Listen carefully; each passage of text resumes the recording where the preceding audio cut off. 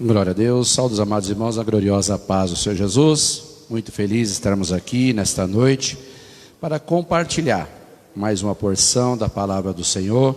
Que Deus venha abençoar você que tem nos acompanhado, você de perto, você de longe, como muitos amigos que estão em Itapiju, como nosso irmão José Serra, sua esposa, que sempre tem mandado mensagem perguntando se terá a nossa live ou não. A semana inteira está tendo a nossa live. Terça-feira o ensino, o pastor também tem ministrado, os jovens têm ministrado. Que Deus possa abençoar a sua vida. Gostaria de compartilhar um texto da palavra do Senhor que se encontra na primeira carta aos Coríntios, que Paulo escreve no capítulo 16, no seu versículo 9, que diz assim: porque uma porta grande e eficaz me foi aberta, e há muitos adversários. Eu vou ler novamente para ficar gravado na tábua do seu coração, 1 Coríntios capítulo 16, versículo 9, que diz: porque uma porta grande e eficaz me foi aberta, e há muitos adversários. Estive esta semana meditando em tantas as coisas que está ocorrendo no mundo inteiro, particularmente, pessoalmente, empresa, trabalho. E muitas vezes nós não entendemos e nós não vamos entender tudo aquilo que Deus tem permitido acontecer sobre nossas vidas. Paulo, ele começa escrevendo esta carta aos irmãos, dizendo que eles fizessem uma grande oferta, tirassem uma grande oferta no primeiro dia da semana, como em Gálatas fizeram também, porque ele ia juntar todos os mantimentos, todas as ofertas, e ele ia para a cidade de Éfeso, aonde Deus estava ordenando ele ir. E hoje, não diferente do que estava acontecendo naquela época, nós vemos muitas pessoas já passando dificuldade. Pessoas essas que neste momento não têm o que comer, não têm dinheiro para comprar. E Paulo, com o amor que lhe foi dado, derramado pelo Senhor Jesus Cristo, sobre a vida dele, ele tendo esta sensibilidade, porque ele vai dizer: eu sei viver na escassez e sei viver na fartura. Paulo foi um dos missionários que mais, pregando a palavra de Deus, ele passou por momentos de adversidade. E o interessante é que muitas das vezes nós não entendemos aquilo que o Senhor tem para as nossas vidas. Mas quando nós começamos a entender no livro de Atos dos Apóstolos, no capítulo 17, a palavra do Senhor vai dizer que eles foram impedidos, no capítulo 16, melhor dizendo, foram impedidos de ir até a Frígida, até pregar a palavra de Deus. E uma certa noite Paulo teve um sonho, e naquele sonho aparecia do outro lado da Macedônia, e dizia para Paulo: atravesse a Macedônia e nos ajuda-nos. Quantas pessoas neste momento estão aguardando uma ajuda minha e sua? Pessoas que estão aguardando e confiando somente no Senhor. Eu fui tocado nesta semana para trazer esta palavra, aleluias, ao seu coração, porque tem pessoas neste momento que estão necessitadas de uma ajuda, pessoas que lá do outro lado não podem ouvir uma palavra, pessoas que muito menos não têm um celular para poder ouvir uma palavra de Deus. Eu glorifico a Deus, porque Deus, ele está no controle de todas as coisas. Mas você vai me perguntar: mas pastor, Paulo foi impedido de ir levar a palavra de Deus? Pois é, Paulo foi impedido de levar a palavra de Deus. Imagine uma pessoa que não leva a palavra de Deus, uma pessoa que só leva contenda. No momento como esse, está levando só palavras negativas. Deus me impulsionou nesta noite, me impulsionou neste dia, para trazer esta palavra no seu coração, para que você venha a ser, aleluias, um condutor de palavras positivas, de palavras para cima, para frente. Deus nos levantou nesta noite para profetizar sobre a tua vida, porque neste exato momento tem pessoas do outro lado da Macedônia, do outro lado do mundo, do outro lado pode ser do estado, aí no bairro onde você está, que está aguardando uma palavra de Deus, e Deus quer usar a sua vida. Seja um condutor de palavras boas, porque a palavra do Senhor diz que Paulo, quando ele estava tendo este sonho, aleluias, ele vai ter um sonho que uma pessoa do outro lado dizia: dizia: atravesse a Macedônia e nos ajuda-nos a dizer, até mesmo alguns historiadores, que esse era Timóteo que estava na cidade de Éfeso. Deixa eu trazer aqui um pouquinho da cidade de Éfeso, que está em Apocalipse capítulo 2, onde João, estando na ilha de Pátimos, ele vai ter uma visão, e Deus vai falar com ele, aleluias, para levar, se inscrever às 7 igrejas da Ásia Menor, uma carta de todas as visões que ele tinha tido, quando ele estava ainda na ilha de Pátimos, preso, em um arrebatamento de sentido. Ele vai ter uma visão, aonde nós vamos entender que João, aleluias, ele vai profetizar, vai escrever nestas cartas o que eles tinham que fazer. A Bíblia Sagrada vai dizer em Efésios capítulo, em Apocalipse capítulo 2, sobre a cidade de Éfeso. Éfeso tinha aproximadamente 500.000 pessoas. Diz os historiadores que 300.000 estavam dentro, aleluias, da casa do Senhor. Será que havia evangelização? Será que havia realmente missão nessa cidade? De 500.000 pessoas, 300.000 estavam dentro da casa do Senhor. Porém, havia alguns adversários. Esse adversário se chamava a deusa Diana, a deusa da fertilidade, aonde ela dizia, aleluia, até mesmo os idólatras diziam que ela era a deusa que abria a madre, a deusa da fertilidade. A cidade de Éfeso, ela era construída muito próximo do porto, porém naquele porto havia um grande problema. Todos os dejetos que vinham da embarcação, eles paravam à beira a embarcação, à beira a praia. Diz os historiadores que o imperador Adriano, ele se levantou e ele até mesmo aprofundou, aleluias, aquele leito daquele rio que desaguava dentro da beira-mar, e também ele mudou o curso daquele rio, não adiantando nada. Havia até mesmo uma rua com aproximadamente 500 metros de distância, onde eles pegavam todos os utensílios que eram da casa de Deus, e eles faziam uma feira, faziam barganha, estavam vendendo aquelas coisas. Deixa eu trazer uma palavra de Deus aqui para você, porque o Senhor está falando comigo. Não é para você se vender por pratos de lentilha, não é para você, aleluias, se vender por poucas coisas, não, porque o maior preço foi pago na cruz do Calvário, onde Jesus, ele morreu e verteu o teu sangue por mim e por você, onde, aleluias, Isaías, capítulo 54, ele vai dizer que sobre as suas pisaduras nós fomos sarados. Sabe o que eu quero dizer? Cada gota que vertia do sangue de Jesus, que caía no chão, ele ia pisando em cada um. Ali tinha meu nome, estava Valdir, estava o Wesley, estava o Vanier, estava o Rosinei, estavam os irmãos que estão aqui, estavam os irmãos que estão aí. Tinha o meu, tinha o seu nome. Ele não olhou para a diversidade, ele olhou para a cruz, aonde ele cumpriria uma promessa. Hoje eu e você estamos aqui, sim, com dificuldades, mas podendo levantar nossas mãos e dizer: glorificado e exaltado é o nome santo do Senhor, aleluias. Porém, a cidade de Éfeso, ela era, até meu mapa geográfico, num lugar que tinha muito terremoto.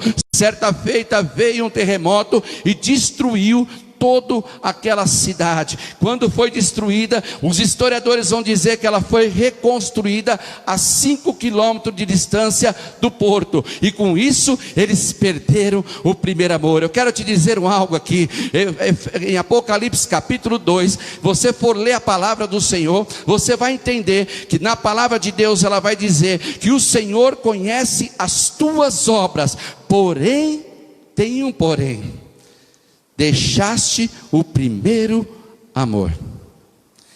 Alamassuri me canta, lavachuri me calamantúria. Quantas pessoas deixaram o primeiro amor?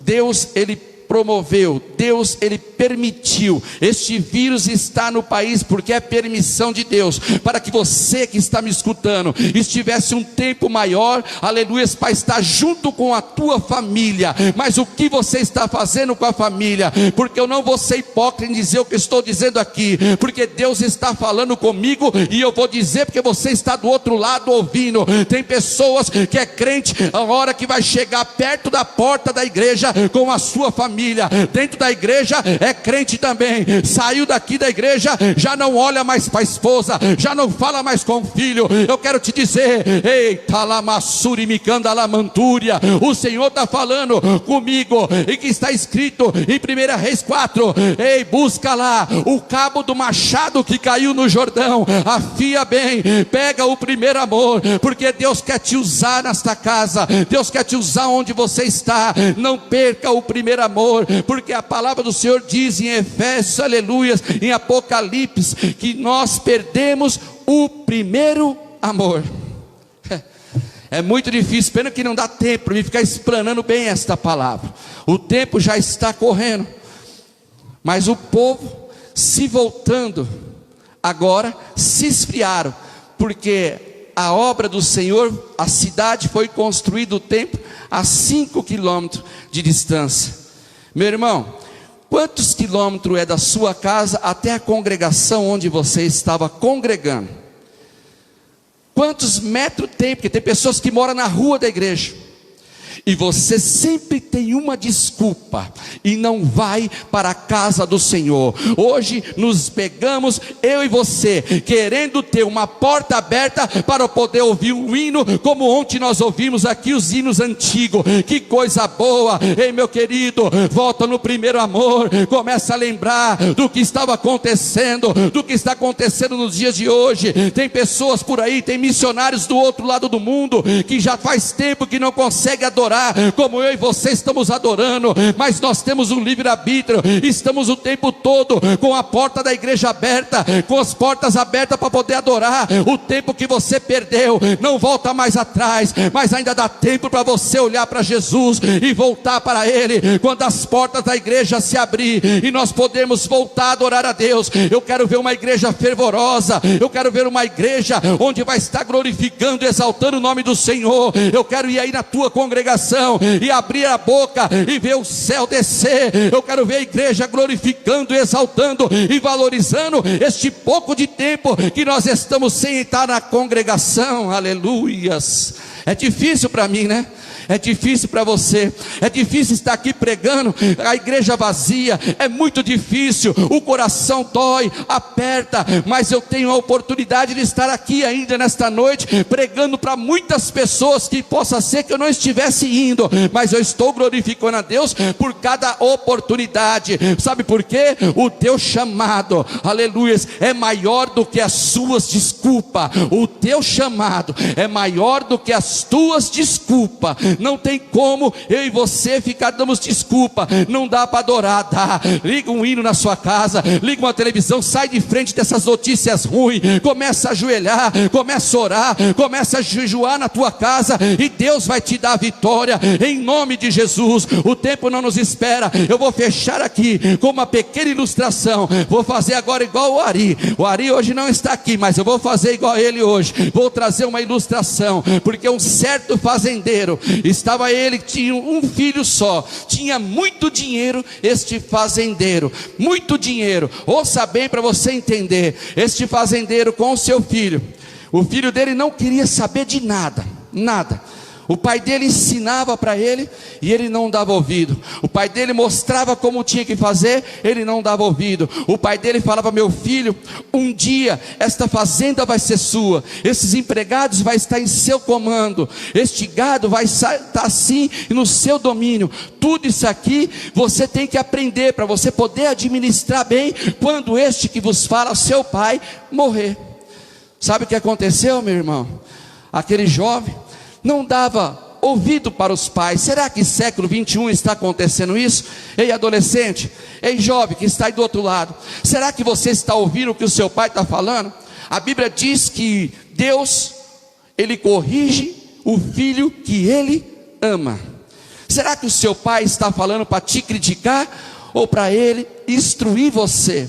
Eu tenho feito isso com meu filho Gabriel, eu tenho instruído ele, mas muitas das vezes a instrução vem como uma crítica, e não é uma crítica, porque nós corrigimos, porque nós amamos, e só vai errar se quiser, porque conselho tem, porque ensinamento tem, exemplo dentro de casa tem, e você aí também tem. Olha seu pai adorando, olha sua mãe adorando. Ei, meu querido, minha querida, jovem, adolescente, o Senhor está falando comigo, está falando com você. Eu tenho propriedade no que eu estou falando. Aquele fazendeiro também tinha propriedade. Ele fala ao meu filho: ouça o que este velho pai está te falando. Mas o tempo foi passando, e chegou um determinado tempo que aquele pai pegou o seu filho e levou ele lá longe, lá no meio do pasto, onde tinha o celeiro. E olhando para aquele celeiro, ele fala: vem aqui, meu filho. Ele falou: o que foi, meu pai? Eu falei: eu vou pedir algo para você, mas você vai ter que prometer que pelo menos isso você vai fazer.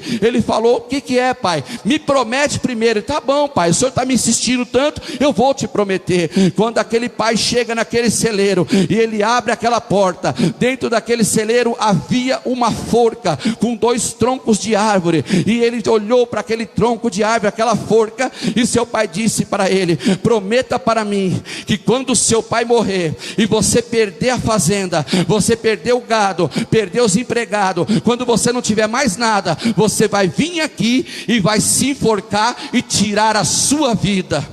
Aquele menino meio aqui atônito, ele olhou para o seu pai e disse: pai, o que é isso? Me promete que você vai fazer isso.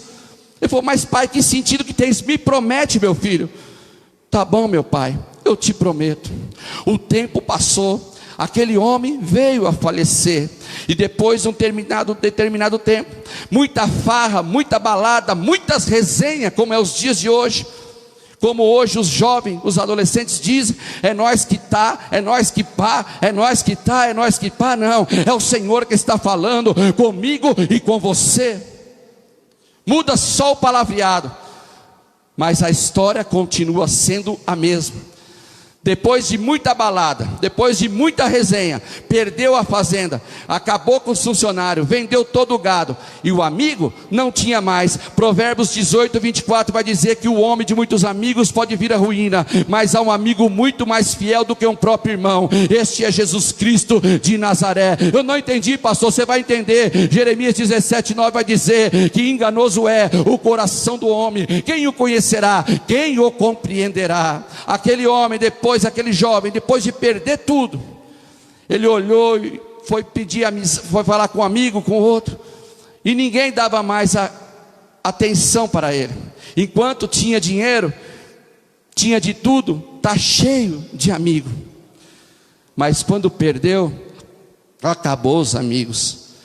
Ele olhou para aquele celeiro ao longe e disse: uma promessa eu fiz para o meu pai, que eu faria isso, então eu vou lá. Chegando próximo daquele celeiro, quando ele abriu a porta, aquela forca estava lá, e tinha o nome dele. Ele pegou e ele foi, se pendurou, pegou aquela corda, colocou no pescoço, olhou para os céus, e se pendurou, e antes de se jogar ele disse: meu pai, o Senhor sempre me instruiu, sempre me ensinou, mas verdadeiramente eu nunca ouvi o que o Senhor tinha me dito, e o Senhor tinha razão. Mas pai, se eu tivesse mais uma chance. E se atirou de cima daquele degrau para se enforcar.